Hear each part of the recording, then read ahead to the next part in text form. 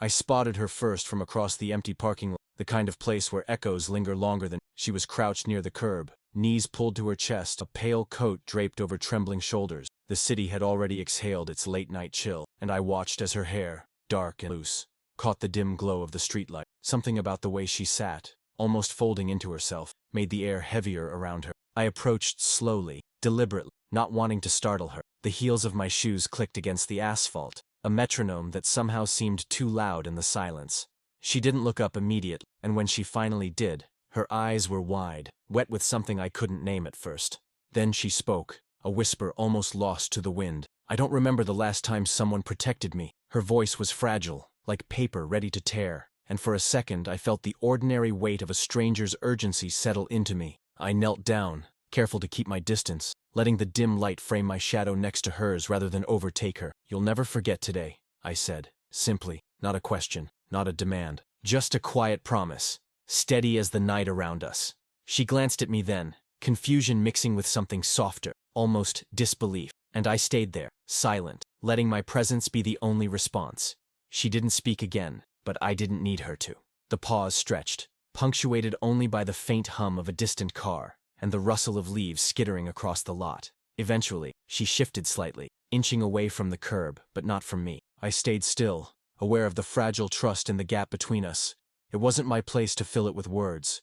I only offered the certainty that someone could, and would, be there. After what felt like hours but was probably only minutes, she finally spoke again, quieter this time, almost to herself. "I shouldn't even be out here." "I know," I replied. "But you are, and that's enough for now." The streetlight flickered, and for a moment, the world seemed to hang suspended, poised between the ordinary and the unknown. I could feel the tension coiling in her shoulders, and I didn't try to unravel it with questions or advice.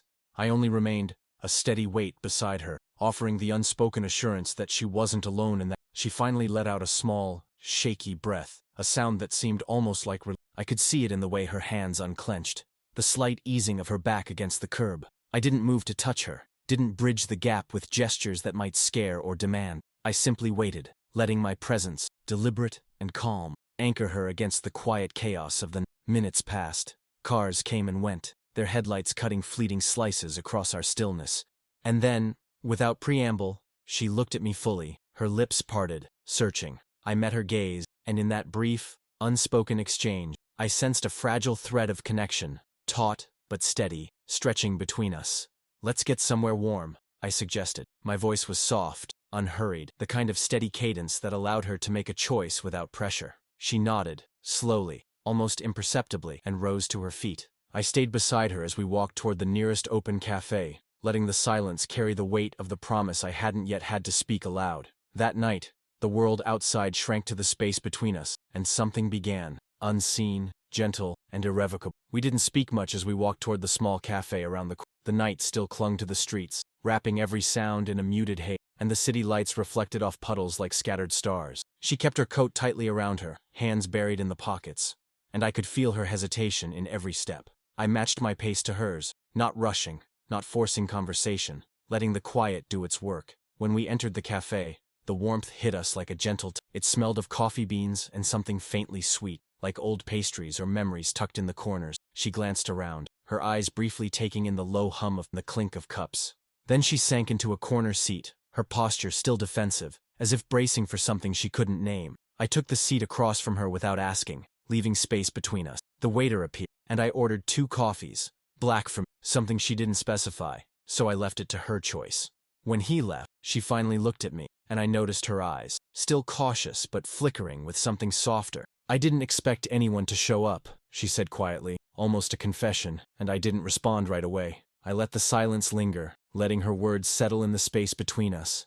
I didn't want to fill it with empty promises or hurried assurances. I wanted her to feel the steadiness of presence, the kind that doesn't demand acknowledgement. After a moment, I said, "You're here. That's enough for now." She tilted her head, studying me like she might a puzzle piece she didn't know how to fit, and then she allowed herself a small, hesitant smile, a brief flicker of trust that felt heavier than any words could carry. We didn't talk about much at first. The cafe murmured around us, strangers' voices blending with the soft music playing overhead. I could sense her tension gradually loosening, the rigid edges of her posture softening as she sipped her coffee. I focused on being steady, matching her rhythm, offering only the occasional remark about something mundane, streetlights, the weather, the way the barista arranged cups, but always letting her control the flow. At one point, she drew her knees closer, wrapping her arms around them. I noticed her glance toward the door, a silent measure of distance from the world outside. I said nothing, just watched, offering a presence without intrusion. It was a small gesture, but in that stillness, she seemed to find a little relief. Hours might have passed, or just minutes. Time felt suspended, weighted with something unspoken but undeniable. She finally spoke, voice softer than before. I haven't had, someone just be there like this, in a long time. I let the words hang without comment, letting her realize she was safe to say them aloud. Then I reached into my coat and placed my hand near hers on the table, close enough to bridge the silence without asking permission. She didn't move it away. Outside, the night carried on. Cars passed, shadows moved. But in that corner of the cafe, the world shrank to the quiet pulse of our presence. And in the spaces between words, between sips of coffee, something tentative began to take root. A sense of choice, of being seen, and a small, fragile thread of connection that neither of us had expected to find. The next day, I found myself replaying last night in fragments. Her voice, fragile and real, had settled into my mind in a way that demanded attention. I didn't call, didn't send a message immediately. There was no urgency on my part, no desire to force a connection. I wanted it to be chosen, not extracted. She had left the cafe with a quiet nod, almost imperceptible, but enough for me to sense that the evening had shifted something subtle, something that might grow if left alone. A week later, she sent an email. Nothing elaborate, just a line of thanks, the kind that felt cautious but deliberate. I read it twice, letting her words sink. I replied, brief and careful, offering continuity without intrusion. Days passed, and our correspondence remained minimal. It was never immediate, it was always deliberate. There was a rhythm to it, a slow recognition that both of us needed time to breathe into something unfamiliar. She wasn't ready to trust entirely, and I wasn't ready to impose certainty. It was a delicate balance, a dance of presence without pressure, attention without expectation. We began exchanging small details of our days, a book she had finished, a cafe she discovered, a quiet observation about the streets she walked. I shared similar notes, not stories I needed her to read, but glimpses of a life lived with attention, so she could see that I existed without demanding her engagement. Every message was a thread, fine but strong, weaving a subtle connection. One evening, she asked my name again, as though testing whether I had remembered her. I smiled to myself before replying. Chris, I wrote. I don't expect you to forget. And then she revealed hers, almost shyly. Laura. Reading it, I felt an odd weight, as if acknowledging it aloud made something more tangible, but there was no romance, no promises, only recognition, only a mutual understanding that we existed in each other's orbit, lightly but persistently, like gravity unnoticed until it moves everything. I never pushed for meetings. I waited. A month passed, and then she suggested coffee, not out of obligation, I think, but because the rhythm we had begun, slow, patient, deliberate, had become a small comfort she allowed herself to seek. When I arrived at the cafe that day, I noticed the hesitation in her posture, the guarded tilt of her, and I simply smiled. Not a grand gesture, not a performance, just a presence she could recognize. We talked about nothing important, and yet everything mattered. There were pauses, long silences where only the hum of the cafe existed, and in those silences, I offered what words could not: steadiness, attention, the quiet understanding that she was safe to be herself. After she left, I didn't feel urgency, only a slow, steady anticipation, a patient understanding that whatever was beginning between us would arrive, unhurried, inevitable, shaped by choice and presence, rather than circumstance. It had been months since our last meeting, and I hadn't expected to see her again so soon. The office event was crowded, filled with the low buzz of conversations, laughter clipped and rehearsed. I was walking past the catering table and I noticed her, leaning against a wall, coat slightly disheveled, eyes scanning the room in that familiar, cautious way. She hadn't seen me, and for a moment I hesitated, letting her take the lead and acknowledging the. When our eyes met, a flicker of recognition passed over her face. She gave a small, almost shy smile, and I returned it with a quiet nod, letting her feel the continuity without pressing. I approached slowly, careful not to crowd her, and when I spoke, my voice was even, calm, familiar. Want to step outside for a minute? I asked. She hesitated, and I didn't rush. The pause felt weighted but not uncomfortable. Finally, she nodded, and we moved toward the fire escape exit, where the city's night air was sharp and cool. It was quieter than the event inside, but not empty. Streetlights reflected off puddles, casting shifting patterns on the walls. I sensed her tension immediately, subtle but constant, the way someone carries a worry even when trying to hide it. "I didn't expect to see you here," she said, a careful neutrality in her tone, though her hands fidgeted with the edge of her sleeve. "I didn't either," I admit, "but I'm glad I did." She glanced at me briefly, uncertain whether to read anything deeper into my words. I didn't try to clarify.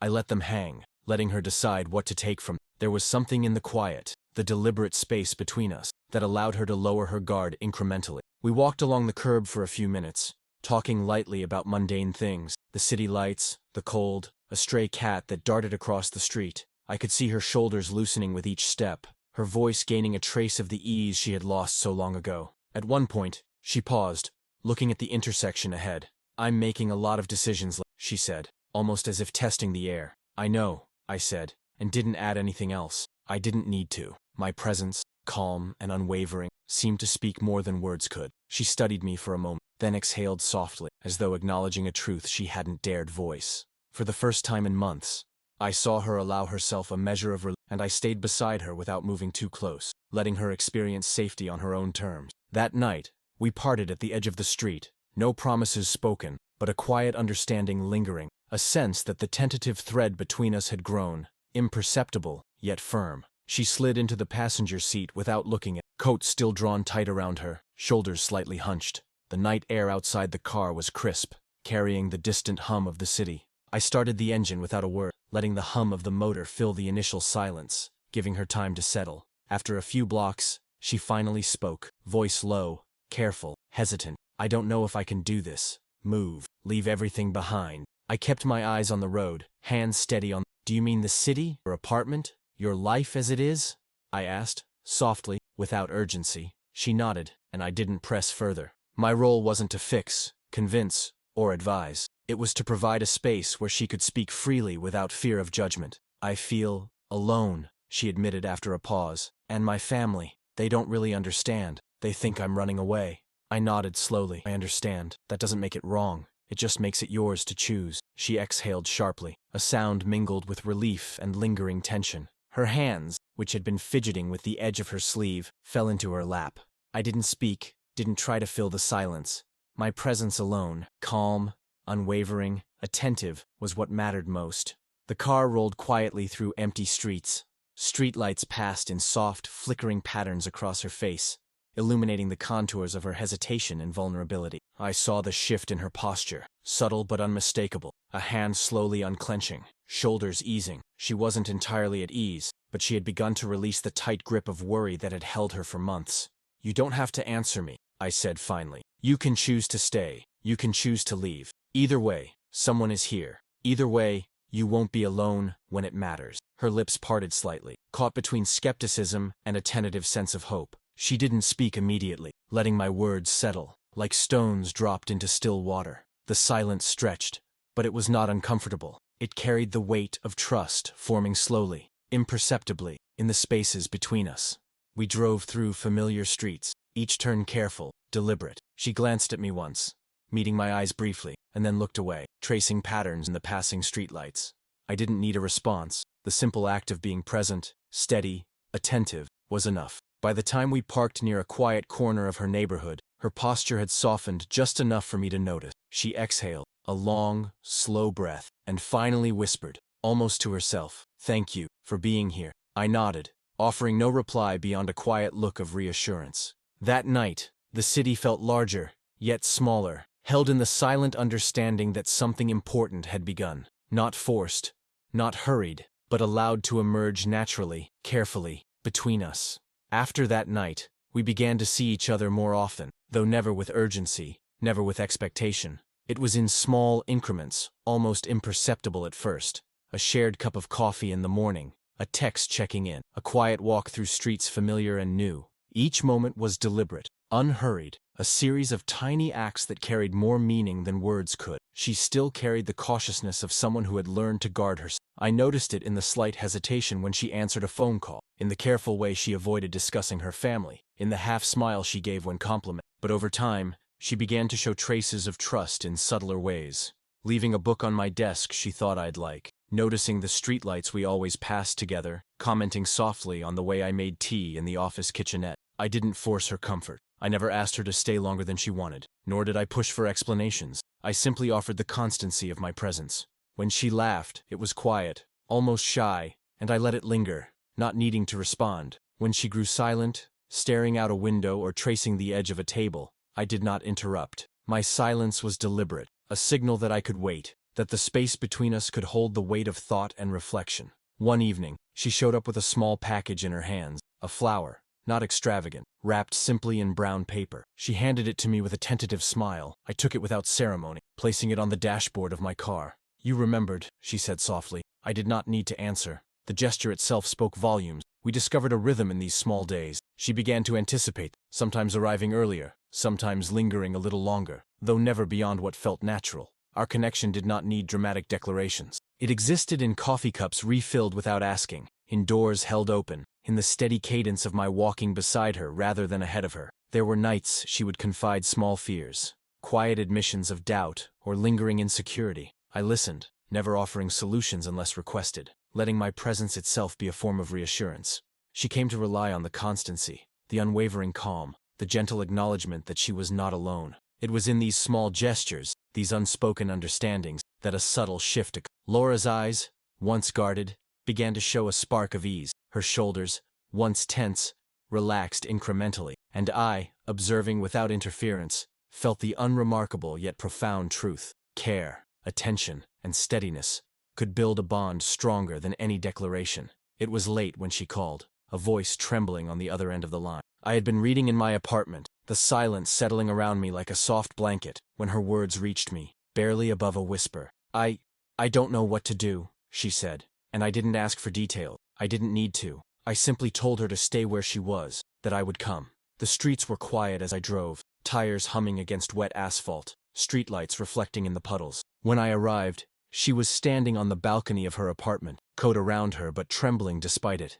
The city below seemed distant, muffled, as if the world had paused just for her. I didn't speak at first, only stood beside her, offering the weight of presence without words, letting her know she wasn't alone. She leaned on the railing, voice breaking. "Everything feels heavy. I thought I could handle it." Her words trailed into the night. I didn't interrupt. I didn't offer platitudes. I just stood there, silent, steady, a fixed point in her storm. After a long moment, I reached into my bag and handed her a small package of practical, a flashlight, a warm scarf, a notebook she could use to organize thoughts, and a small box of tea. She looked at me, eyes wide, as if unsure whether this was normal or extraordinary. I didn't explain. I simply said, "You don't have to ask. You don't have to say anything. Just take it." Her hands accepted the bag, trembling slightly, and she let out a small, shuddering laugh through her tears. It was fragile, tentative, but it carried relief. She hadn't needed me to solve anything. She hadn't needed me to fix the world. She only needed someone to stay, someone to see her struggle and not look away. We didn't talk much after that. We simply sat on the balcony, a quiet companionship settling over us, watching distant lights flicker in the darkness. She leaned slightly toward me, not seeking contact, just proximity. I stayed still, steady, letting her decide the limits of closeness, understanding that trust is built in silence as much as in speech. Hours passed, marked only by her slow, shaky breaths and the faint hum of the city. Eventually, the tension in her shoulders softened, and she rested her head lightly against the railing, allowing herself a few moments of unguarded calm. I remained beside her, unwavering, a witness to the quiet vulnerability she had only ever allowed in fragments before. Before leaving, she whispered, barely audible, "Thank you for just being here." I nodded, offering no words beyond the assurance of presence, knowing that sometimes staying is the most profound gesture of all. The message arrived in the quiet hours of the kind of notification that feels heavier than the words it carries. An old number, an XE, reaching out after months of silence. I read it once, then again, feeling the subtle tension that came from knowing she would see it too. Laura didn't mention it immediately, but I knew she had noticed. When we met later that day, she seemed more guarded than usual, her smile tighter, her eyes wary. I didn't ask about the message. I didn't press her to share anything. I simply walked beside her as we left the office building, letting the rhythm of our steps and the quiet of the afternoon street speak instead of conversation. She glanced at me once, searching perhaps for judgment or advice, and found none. I gave only steady presence. She paused at a small park, pulling her coat tighter. "I don't know if I should respond," she admitted, voice low, almost swallowed by the wind. I didn't tell her what to do. I only said, "Take your time. You decide what matters. Her eyes lingered on mine, measuring something in the calmness of my tone. It wasn't about me, it was about her reclaiming choice. She exhaled slowly, letting a fraction of the tension ease. It was a small, almost imperceptible relief, but in our world of quiet gestures, it carried weight. We continued walking, letting the city fade into background hum. I noticed the subtle ways she began to relax again, shoulders softening, hands uncurling, gaze no longer darting away. I remained beside her, silent, attentive. My presence was steady, unassuming, offering reassurance without intrusion. Later, at the corner cafe we frequent, she finally spoke again. "I'm glad you didn't push me," she said, a faint smile touching her lips. I realized I wanted to choose, not react. I nodded, placing my hand near hers on the table, a quiet acknowledgement of the trust forming between us. She didn't move away. The gesture was small, almost ordinary, yet significant. It carried the weight of choice, respect, and understanding. The day faded into evening, and with it, the unspoken promise that even when faced with difficult decisions, she wasn't alone. She could navigate the choices, uncertain as they might be, with someone beside her who would remain steady. No grand gestures, no urgent words, just presence, deliberate and calm, offering a quiet anchor in the turbulence of life. It was late, colder than usual, and the city lights cast a pale glow over the quiet streets. We had been walking together for nearly an hour, the rhythm of our steps comfortable, yet charged with something neither of us had defined. Laura's coat was wrapped tightly around her, and I could see her hands occasionally fidgeting, betraying a tension she tried to mask. I said nothing, letting the silence between us speak instead. We reached the park near the river, a place I had come to know as hers, as much as mine. She stopped at the edge of the footbridge, staring at the water below. The wind picked up, carrying the scent of the river and the faint echo of distant traffic. She shivered, and without thinking, I moved closer, not to crowd, but to offer presence. She didn't step away, though she didn't reach for me either. She began, then stopped, biting her lip. I waited. I always waited. It wasn't about forcing her words or reactions. It was about letting her navigate the space between us. At her pace, the air felt suspended, charged in a way that made even breathing. I could sense her desire to close the distance, yet also her fear of crossing an invisible line. I did not lean in.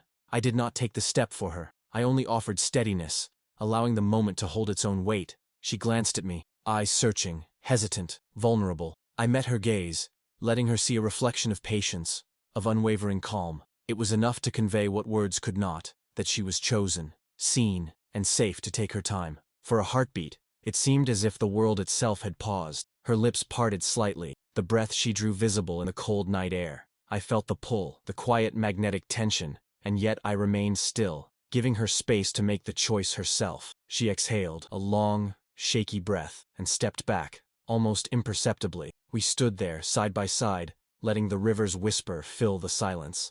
I did not comment. I did not ask why. My hand hovered near hers, close enough that the nearness carried meaning, far enough not to intrude. She glanced at it briefly, a fleeting acknowledgement, then returned her gaze to the water. The night stretched around us, a tapestry of quiet understanding. No words were necessary. In that suspended moment, she recognized the subtle truth. She could lean in when ready, and I would still be there, unwavering, patient, a constant presence in the fragile balance of choice and trust.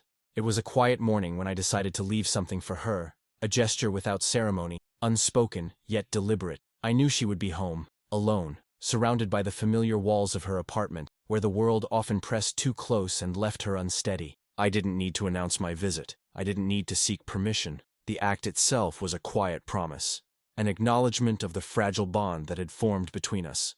I left a simple envelope on her doorstep. Inside was a list, 10 days, carefully noted, marking the times I had been present for, moments she may not have noticed, walking beside her on rainy streets, leaving coffee at her desk, listening without judgment, waiting in silence as she sorted her thoughts. Nothing grand, nothing demanding, just the constancy that had quietly grown into something neither of us had expected. When she opened the door, she held the envelope in her eyes, scanning the neat lines of text. I watched her expression shift, confusion giving way to quiet recognition, a slow acknowledgement that someone had seen her, truly seen her, without conditions or expectation. She looked up at me, her lips parted as if to speak, and I waited. I didn't interrupt, didn't offer words to fill the space. You kept track, she whispered, voice fragile but charged with emotion. I did, I said simply. Not because you asked me to, but because it mattered to me that you knew, that someone noticed. She looked at the list again, then at me, and for a long moment, we stood without moving, without needing more than that quiet exchange. Her eyes searched mine, searching perhaps for proof that the gestures mattered, that the presence had been real, and I gave her nothing beyond my steady gaze, calm and unwavering. She exhaled slowly, a mixture of relief and something softer, almost like awe passing through her. "You saw me, even when I didn't want to be seen," she said, voice barely above the morning air. "Yes," I replied, letting the single word carry the weight of all the days we had shared in silence, in small gestures, in patient attentiveness. We didn't rush, didn't step closer than necessary. We simply sat on the steps, side by side, letting the morning unfold around us. The sunlight caught the edges of the envelope, and in that quiet, the unspoken understanding between us became undeniable. She was chosen, acknowledged, and safe to remain herself. And I, steady as always, remained beside her, a presence that required nothing, demanded nothing, and yet offered everything: constancy, attention, and the subtle, enduring promise that she would never forget today.